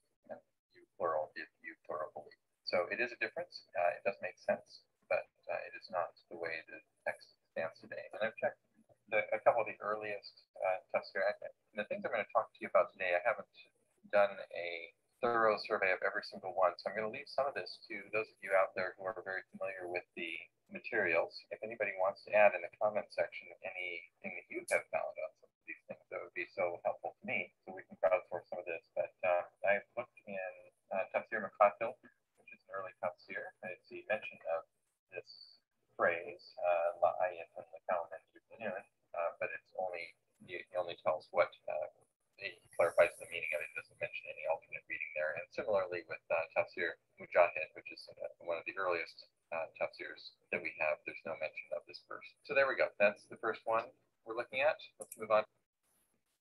Apa? Udah dapat poinnya? Udah dapat poinnya? Dia menggugat apa? Ayat ya, ayat surah berapa tadi? Katanya tulisannya beda kali ya Pak. Saya nangkapnya gitu. Iya, aku nangkapnya tulisannya beda. Itu kan akum nggak dari ayat aku ini bohongin. Nah, di sini pentingnya filologi gitu ya. Nah, dia menggugat, intinya gini, dia menggugat kata liqaumin. Kalau kita lihat di ayat yang sekarang, Al-Quran yang sekarang, itu ada kata liqaumin. Tapi ternyata dia menggugat bahwa kalau di Al-Quran abad ke-8 ternyata enggak loh, kata liqaumin ini. Dia pakai kata lakum.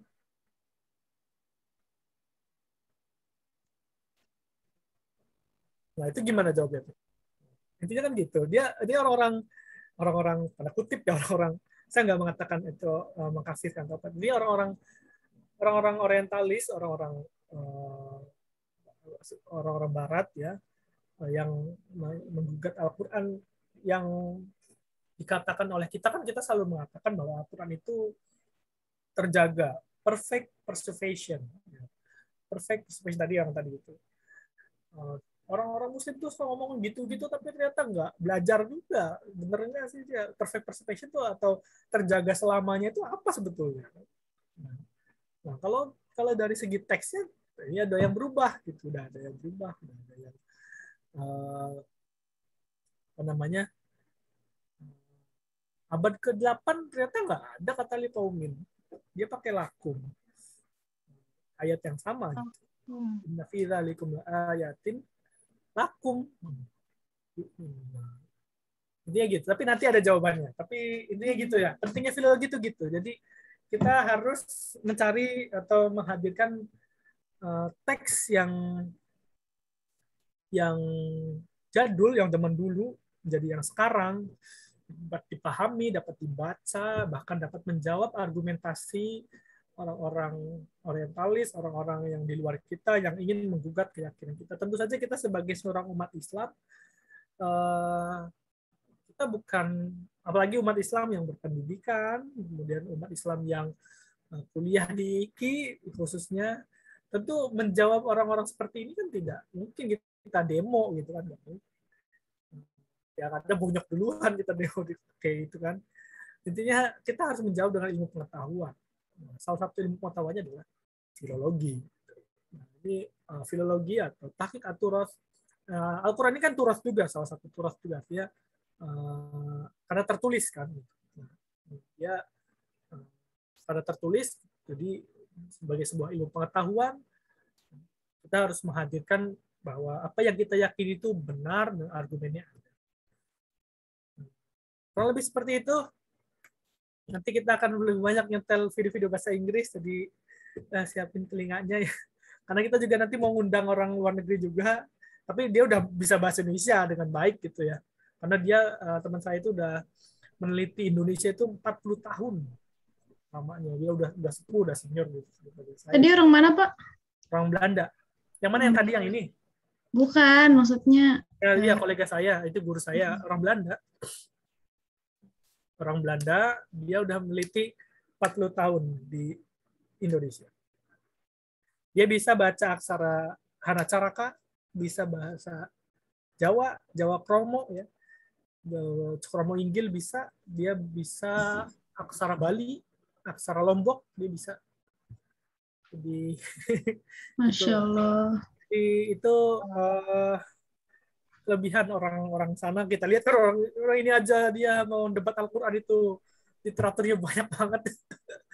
Begitulah, itu yang harus kita tiru ya, tentu saja.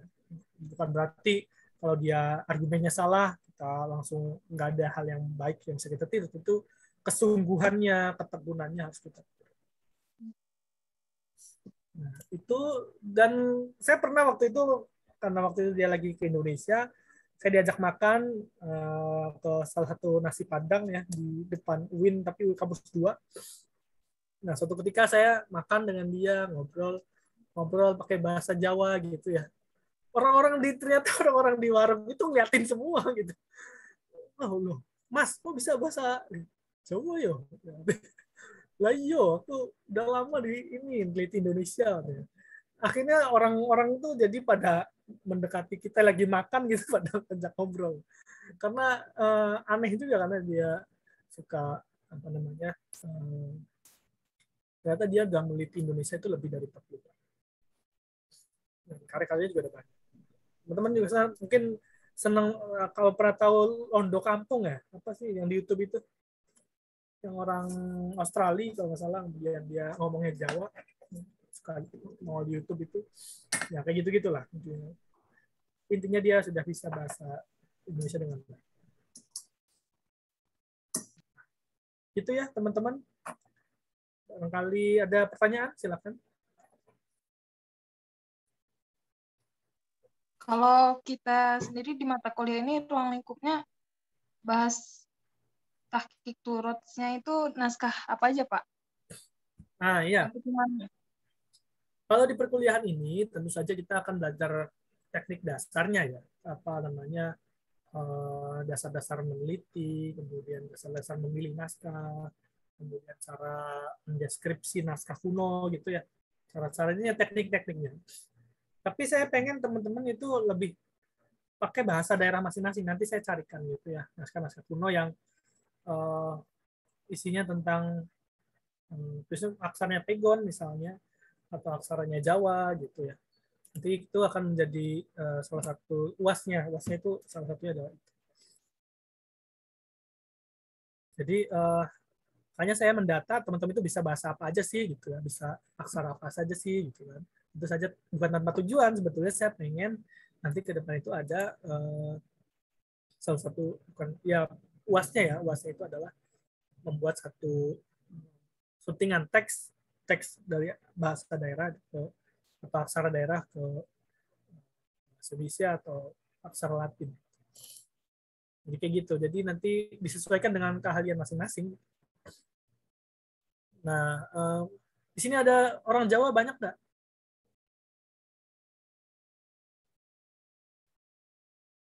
Halo?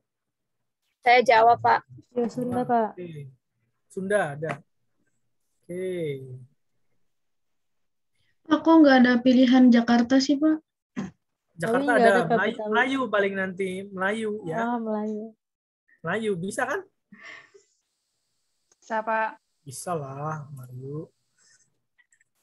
Oke, sebentar ya.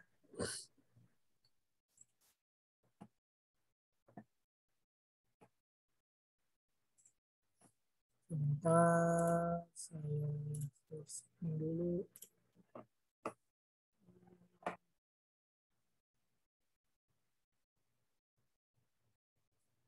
Nah, ini ada satu naskah kuno ya dari Belanda. Ini coba naskah kuno kita itu ada di Belanda itu banyak banget. Nah, ini sampulnya, ini bagian punggungnya, ini sampul belakangnya, ini bagian depan, sampul depan. Nah, ini tulisannya. Ada yang bisa baca?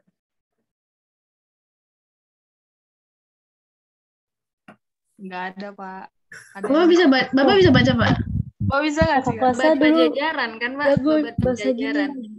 Bisa nggak bacanya? Oh, bisa nih. Oh, silahkan. Nah, nak lola,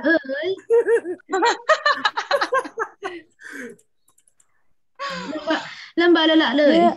Saya dulu pernah dibikinin nama saya pakai bahasa ini, Pak, pakai aksara ini. Sama kakak Ya, kelas saya, ini cuman hilang catatannya. kan ini saya baca ya. Ini Babat Pajajaran. Babat Pajajaran. Apa namanya aksara Jawa? Ya, nih? kalau ada yang Aksara Jawa, panjang, ini. pendek. Gitu. Pajajaran. Itu ada di bawahnya. Iya, dari tadi itu di bawahnya, makanya. Tapi Oke, tidak nih. baca. Nih, coba nih. Aduh. Allah. Angkat tangan deh. Loh. Pak, kayaknya deh. Nah, Sadaqallah itu. deh, Pak. Sadaqallah. Sadaqallah. Nggak ada yang bisa nih. Nggak ada tuh, Pak. Ih. Oke, kalau nanti saya satu lagi nih, ada lagi nih. Kalau ini pasti bisa lah. Bentar. Absen. Apa nih? Absen, Pak. Baca absen, Pak, saya bisa. Sebentar.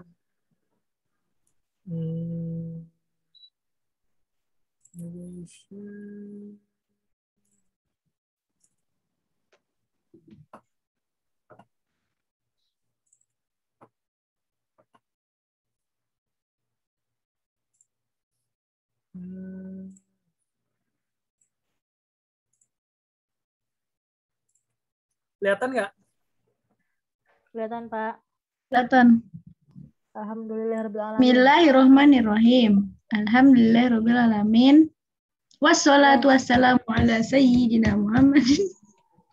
Bukan, deh. Nasta'in.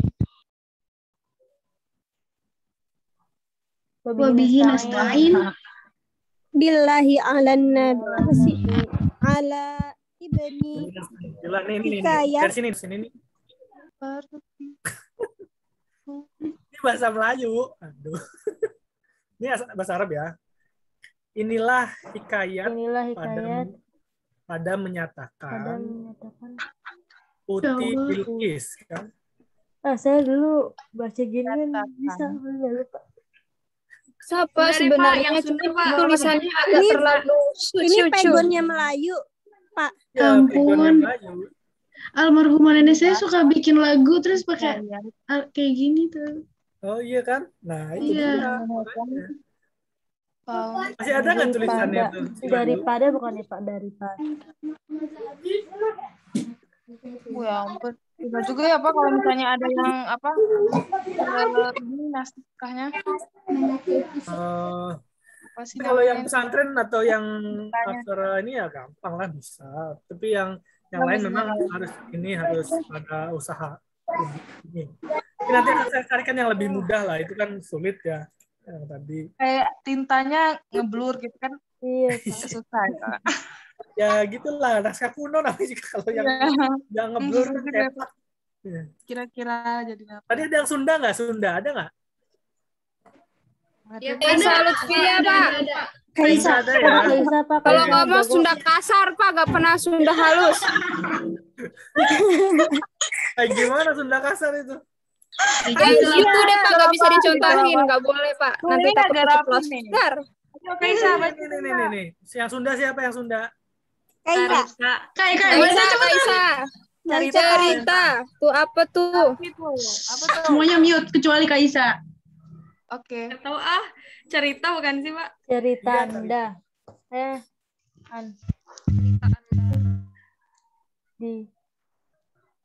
Barisan. Tina, pokoknya Tina ini. Sunda, gak usah malu-maluin Sunda. Ayana di pokoknya. Apa ini nih? Ketahuan nih, Pak. Nggak jelas.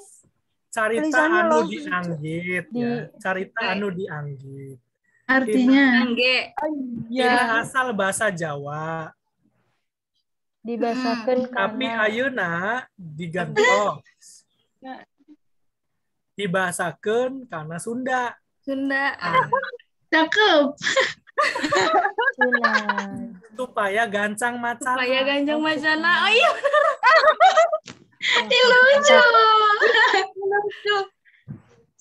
Nah, cerita ini ditulis asalnya bahasa Jawa, namun sekarang diganti dibahasakan menjadi bahasa Sunda agar cepat dibacanya, gitu kan? Iya, Pak. Ya gitulah, itu apa, kayak kita tuh kayak detektif gitu. Ini aksara bacanya apa gitu. Ini kan Arab. Bapak keren sih bisa bahasa ini itu. Iya. Salah kalau ngertiin pasti gitu.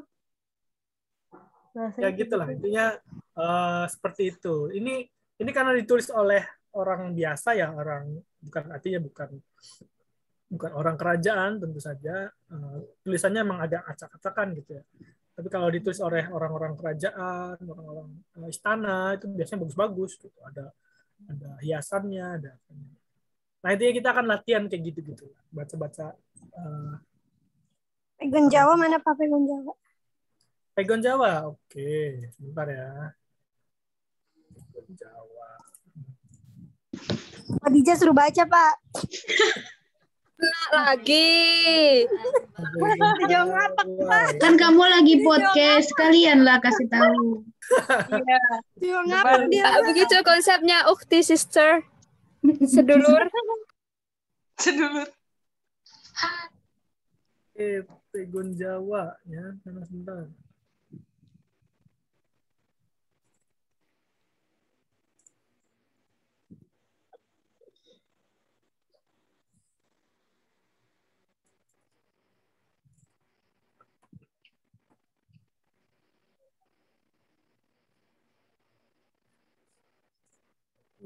Oke.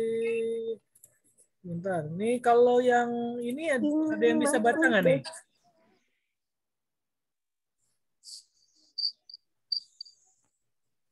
Ini ada yang bisa baca? Soalnya bikin kaligrafi ya, Pak. Bisa baca, Pak?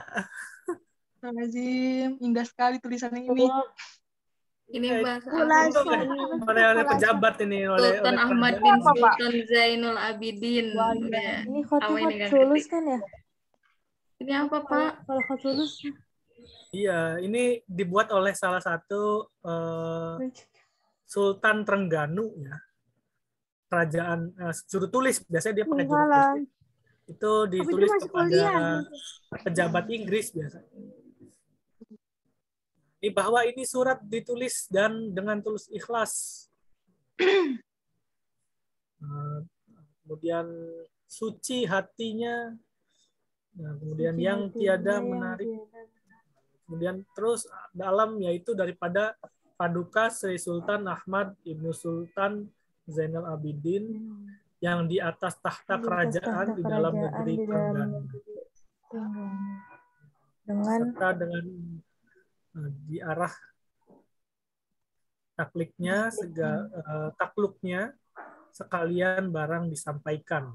Terus intinya gitulah, kita akan belajar kayak gini gitu. Jadi udah kayak detektif lah gitu ya. Ya apa gitu. Ini bahasanya kalau nggak salah tuh ada ya yang ayat-ayat cinta juga kan filologi gitu kan. Fahrinya itu. Iya, film filologi. Filologi itu kan di ayat-ayat cinta berapa ya itu?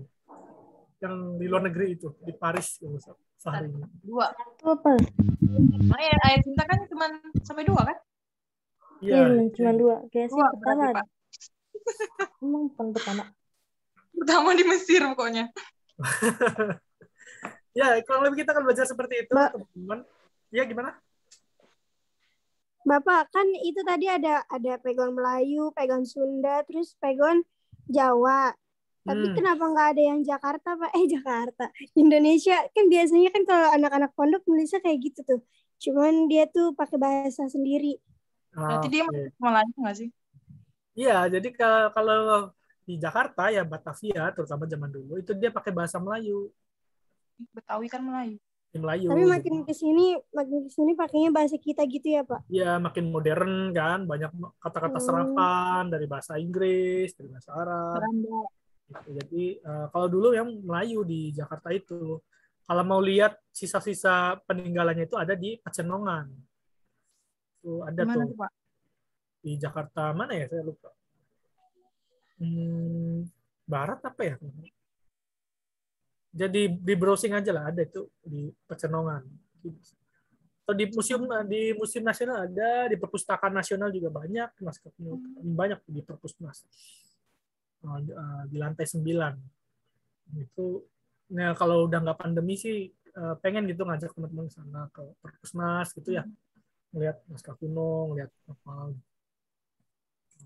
Karena pada dasarnya kuliah filologi tuh serunya gitu, ke lapangan, lihat-lihat museum gitu ya, lihat-lihat terutama ya ke perpustakaan nasional, buat atau ke museum, bukan museum, ke perpustakaan UI. Perpustakaan UI itu ada naskah-naskah kunonya juga di sana. Jadi kita pengen, kalau itu kan secara digital ya, jadi mungkin ada feel-nya itu, vibes-nya tuh kurang gitu kalau kita lihat langsung di lokasinya ya, di perpusnas terutama itu. Teman-teman ada yang udah ke perpusnas? Kenapa sama Miftah? Udah, Pak. Tapi ya, udah punya bingung Pak di sana. Iya benar, bingung banget. Soalnya tuh ada, cuman hilang kayaknya, Pak. Oh, bingung? Ya, kenapa bingung? Baru ini loh. Itu pokoknya, Pak. Aku ngeliat bukunya dikit. Enggak, itu bukan dikit. Kita aja yang nggak ngerti Ya kan, bener-bener kayak orang koneng banget nggak sih? Bingung, Pak. Sebel. Kayak orang kesasar tau, Pak. Bener dah. Iya, intinya sih kalau di perpusnas tuh kita harus perlu dicatat gitu, kita mau ngapain.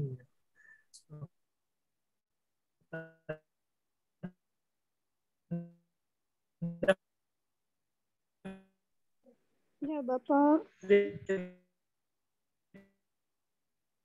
Bapak putus-putus, Pak. Itu tergoda gitu.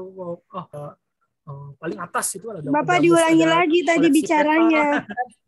Ya, Suara Bapak tadi terputus-putus. Iya, intinya kalau ke perpusnas itu harus kita catat dulu tujuannya mau ngapain gitu. Karena kita juga nggak bisa seharian itu bisa ngelilingin semua, ada waktu terbatas. Tapi untuk naskah kuno biasanya itu ada di lantai 9. Nah, sana juga teman-teman bisa dapat buku gratis, biasanya itu bisa bawa sebanyak-banyaknya bukunya kalau di lantai 9. Buku-buku tentang naskah kuno.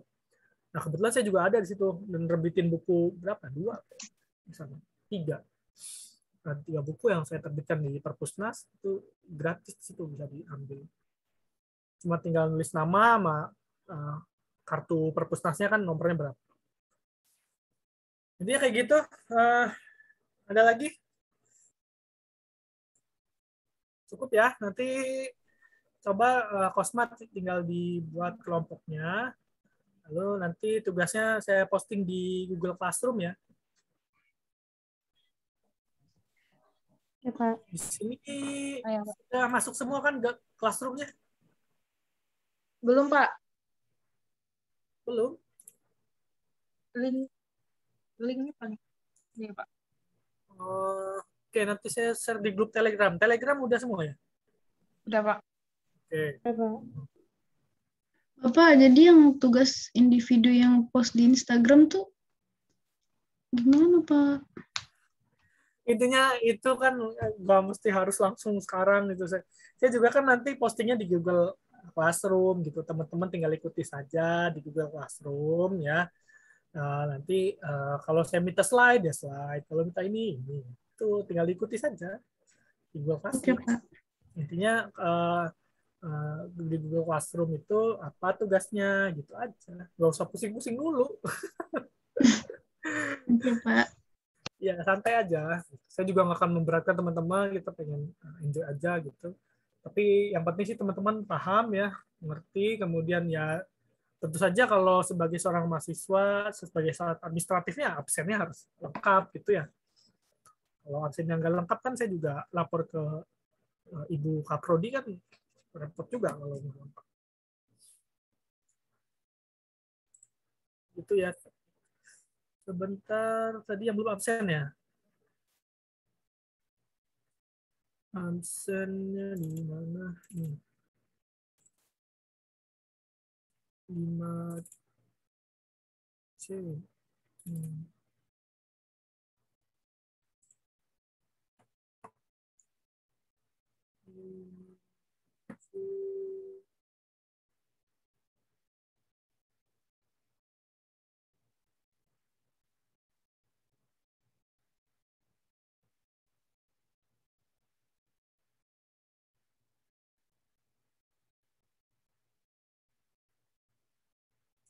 Nadira ada nggak sih? Nadira pindah ya? Iya, Pak, pindah keluar. Oke, saya coret jadi Nadia ya. Soalnya di absennya nggak ada ya.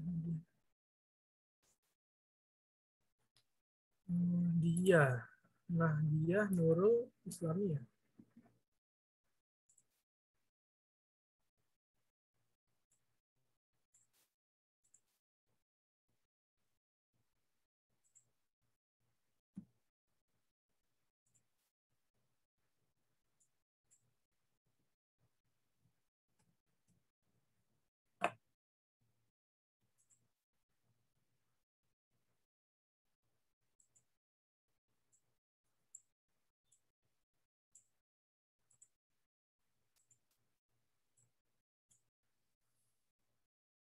Oke, itu saja. Kurang lebihnya mohon maaf.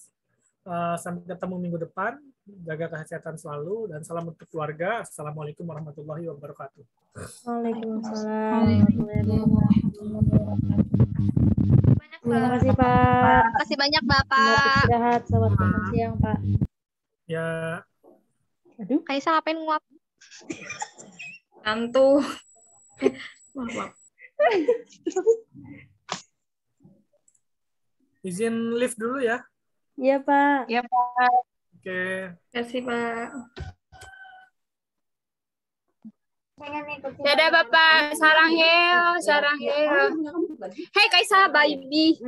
Cintaku. Cintaku. Mantap banget. Ya guys, aku mau main. Udah foto belum? Udah tadi ya, udah. Bunda. Apa? Link GC tahki guys. Bisanya saya. Tadi nggak nanya IG bapaknya apa? Nanti dikasih tahu cara. Apanya? Tuh, masa tiap IG-nya. itu berarti harus bikin postingan Iya ya? Masya Allah. Apa? Postingan Iya, postingan setiap dikit minggu aja bikin kan. postingan kan. Berarti Ntar kita live IG aja sama bapaknya. aduh, apa aku harus diposting di akun apa ya? Ayolah, merusak feed, woy. Biarin lah.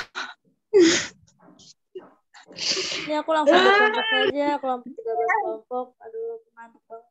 Tapi nggak bisa privat lagi dong Instagram saya ini. Ya ampun, Nggak Bapak. bisa dong, Mip. Kalau bapaknya seperti Pakai kamu. Mip ya, art aja. Add aja bapaknya ya, Pak. Iya, Kalau kan saya. iya, ada fallback. Kalau dari fallback baru gak usah buka. Wah. Ya ampun. Masa harus bikin kelompok dulu baru RPS, harus terbalik. RPS dulu. Bingung tahu. Bentar, biar tahu. Apa? Harusnya RPS dulu baru kelompok. Ini bapaknya minta kelompok dulu. Kita banyak nggak ada RPS-nya ya? Aku tadi tuh berusaha untuk meluruskan maunya Bapak ini apa sih? Video, ceramah, slide. Iya tahu bener-bener ini kayak nggak fix gitu kan. Makanya aku Bapaknya pengen random aja gitu loh, pengen kapan bapaknya mau, nanti, ayo gitu. Ya, tapi nanti gitu ceramah, nanti video gitu kan. Lucu bapaknya. Tapi bapaknya pengen bikin kelompok juga. Terus minggu depan ngapain? Ya minggu depan nggak tahu. Tanyain aja ntar, Jel. Jadi sering-sering tanyain Bapak.